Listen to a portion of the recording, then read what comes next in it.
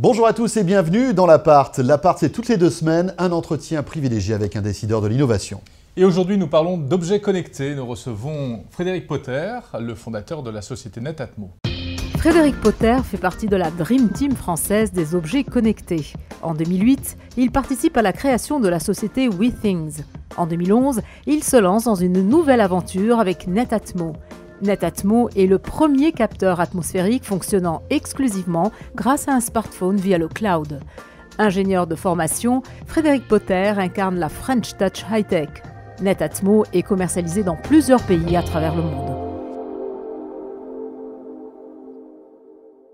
Frédéric Potter, bonjour. Bonjour. Et merci d'avoir accepté notre invitation pour ce nouveau numéro de l'Appart.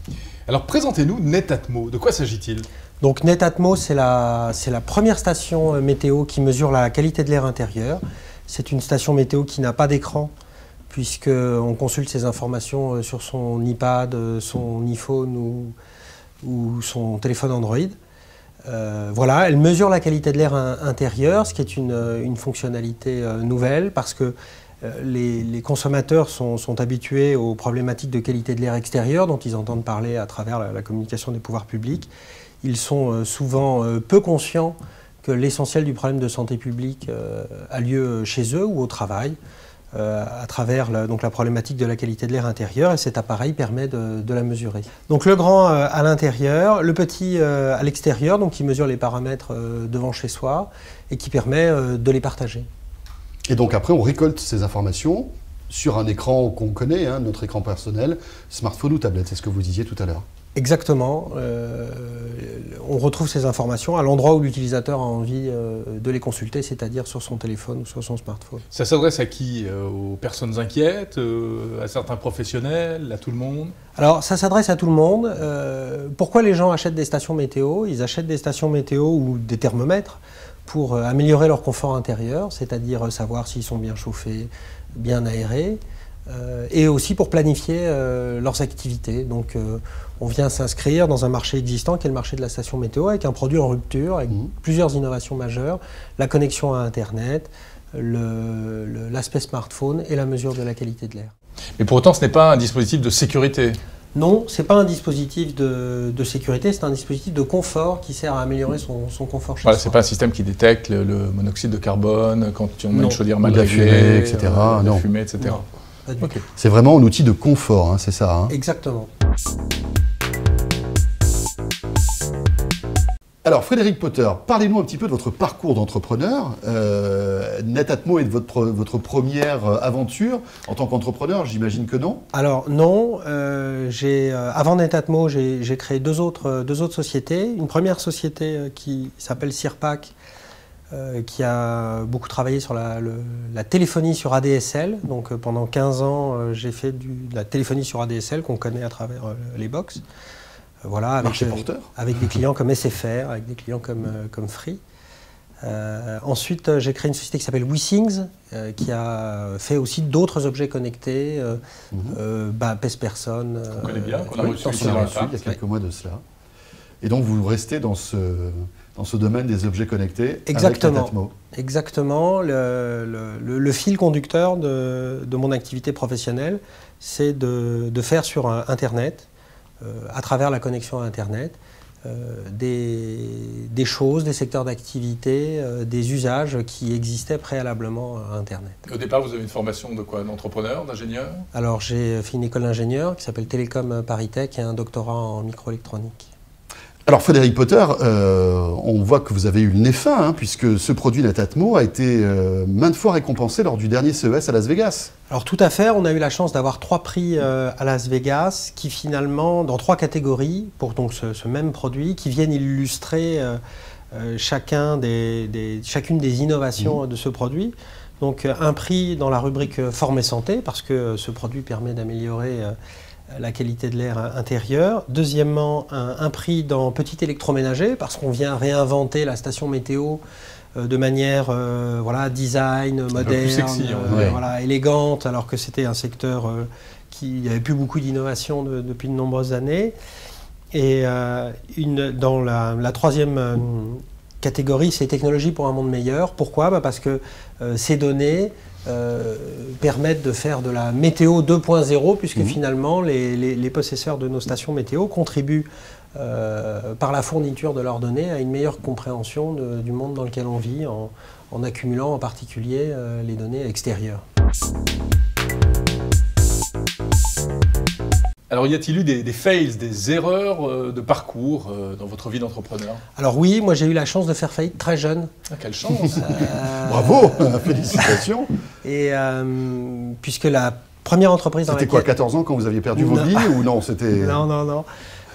Non, la première entreprise pour laquelle j'ai travaillé, dans laquelle j'étais pas fondateur, a été rachetée dans des circonstances difficile en 2001, et donc ça a été, je pense, une très très bonne expérience de commencer par de travailler 3 ans sur un projet qui finalement s'est soldé par un échec. Qu'est-ce que ça vous a appris?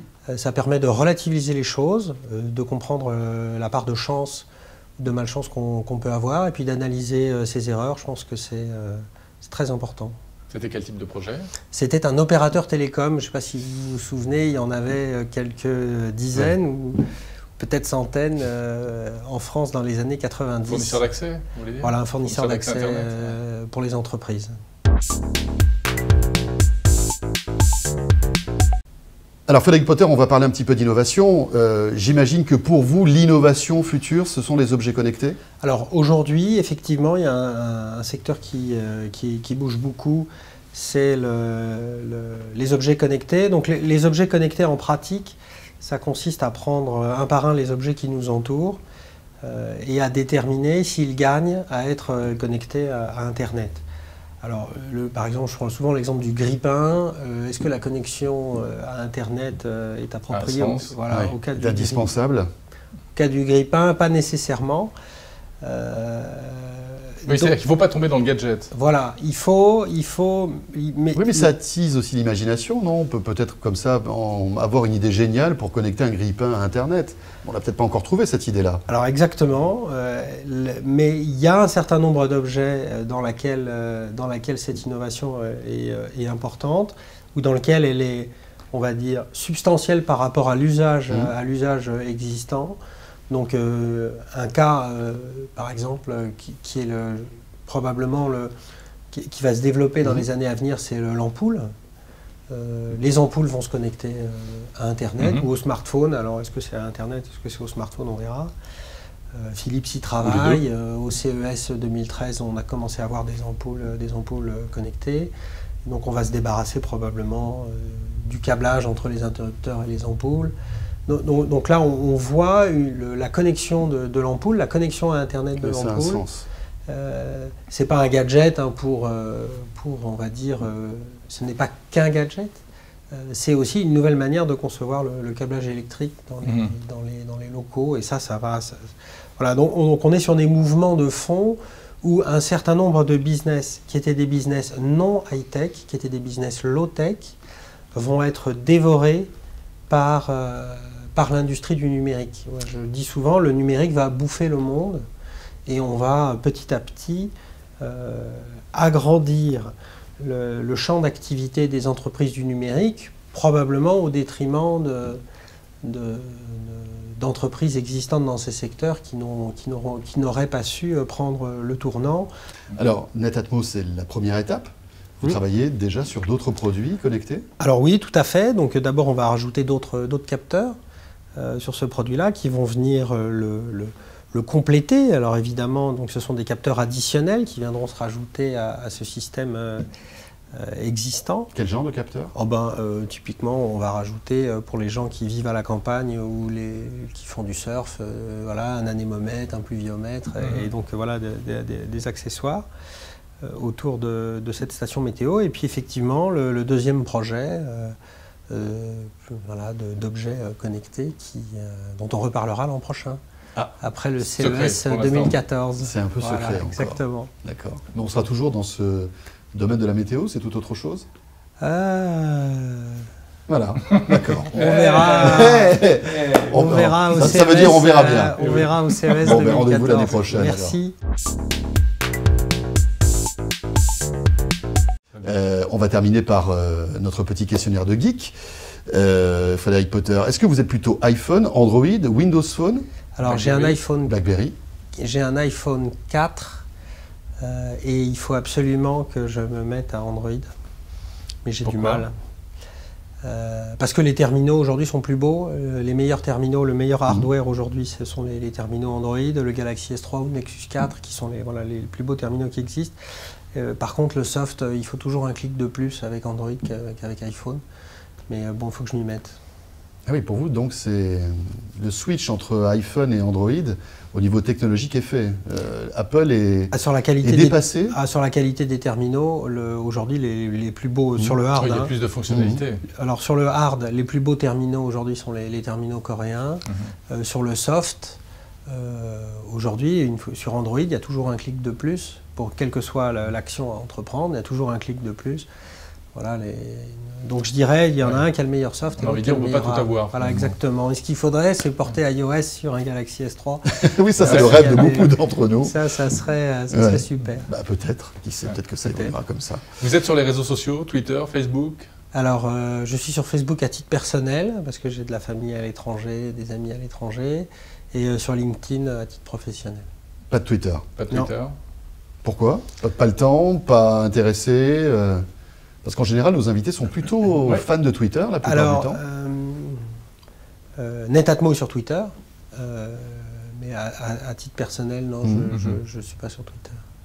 Eh bien, merci. Merci Frédéric Potter. Merci à vous. Merci d'avoir été notre invité dans l'appart. Et on se retrouve, bien sûr, dans 2 semaines sur la chaîne Techno pour un nouvel entretien avec un décideur de l'innovation. À bientôt. Salut à tous.